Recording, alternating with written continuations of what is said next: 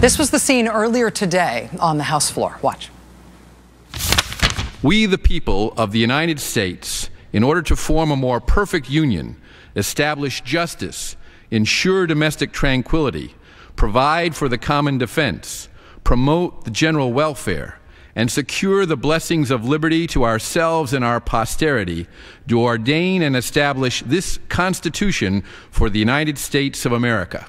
Now, he did not write that himself. Yes, it was Constitution Day on the floor of the House of Representatives. Read the Constitution Day. Remember 2 years ago when Republicans took over the House, John Boehner became Speaker for the first time? They decided to make a big show out of reading the Constitution page by page on the floor of the House as one of their first acts. Well, they apparently enjoyed that so much a couple of years ago when they did it the first time that they decided to bring it back. So today, for more than an hour, members of the House took turns reading a section of the Constitution again. And honestly, the second time around, the whole thing sort of lost a little bit of steam compared with last time. All told, just 74 members of the House turned up today to read parts of the Constitution. Now, organizers had said they expected 120 members to show up, so they divided the Constitution into 120 sections. When not that many people showed up, they ended up having to stretch. They had to give the congressmen and women who did show up 2 or 3 sections apiece to read all at once. The sequel is just never as good as the original, right? Fortunately for House Republicans, though, it was not as flat-out embarrassing for them as a group this time the way it was when they did it the last time a couple of years ago. I mean, remember, a couple of years ago when they did it, the first time, they did not just skip parts of the Constitution they didn't like.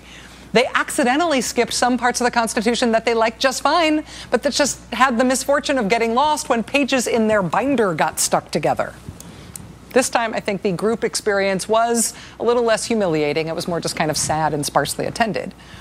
But this year, they saved the real embarrassment for just one guy, for just Republican Congressman Dennis Ross of Florida. He drew the short straw today. He was the guy who showed up, I think totally randomly, but just in time to be handed Section 4 of the 14th Amendment of the Constitution to read out loud. That's what he got assigned. If that specific clause is not ringing a bell, that's the part of the Constitution that goes like this. Section 4. The validity of the public debt of the United States authorized by law, including debts incurred for payment of pensions and bounties for services in suppressing insurrection or rebellion, shall not be questioned. Ooh, the validity of the public debt of the United States shall not be questioned. So says the Constitution. Section 4 of the 14th Amendment, that's the part of the Constitution that says explicitly that the U.S. government can't, under any circumstances, default on our debt. And that made it a very awkward section for Republican Congressman Dennis Ross to have to read out loud, since he's been one of the House Republicans who has been threatening to force the United States government to default on our debt. Damn the Constitution. Lakeland's Dennis Ross, among the GOP freshmen to tell John Boehner no. Ross was among the freshman Republicans who told John Boehner that he would not be voting for the debt ceiling proposal. That was from the last time the House Republicans threatened the country with defaulting on our debt back in 2011. Dennis Ross, you probably should have calibrated your place in line a little better. Throw a Democrat in there ahead of you and you realize that's what you're going to get. Get there in time for the Repeal Prohibition Amendment next time. That's more fun. If you have found yourself at home constitutionally incapable of getting excited over having another fight about the debt ceiling this year, if this isn't exciting because it just feels like Groundhog Day to you, oh my God, I've got reckless brinksmanship fatigue. It is true that it's hard to get excited over something we have done before. It is 2013 now. The last time we had a big fight over the debt ceiling was 2011. And of course, remember what happened? It was a total disaster. Even if you just ignore the political consequences, if you just look at the economic impact, it was a self-imposed economic disaster caused by Washington refusing to do something that it needs to do and that it has done dozens of times before. Republicans just refused to do it. It was such a disaster, you would think that there would not be a reason to explain that this shouldn't happen again. But it's happening again in what looks like an exact repeat of 2011. Except for one thing.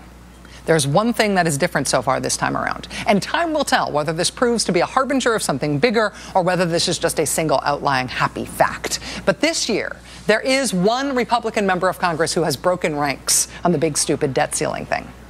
In 2011, there was not a single Republican in Congress, in the House or in the Senate, who broke ranks publicly and said, actually purposely driving the American economy into a ditch in order to make a point that even we don't understand and that's against the Constitution, that might not be a great idea.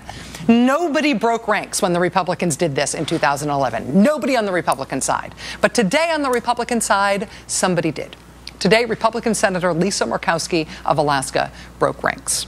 She gave an interview to her hometown newspaper in Alaska, the Fairbanks Daily News Miner. She said she disagrees with her party's strategy of threatening the country with default. Quote, Senator Lisa Murkowski's breaking with Republican leadership in the debate about raising the U.S. debt ceiling, saying the country has a duty to assure it can pay its bills.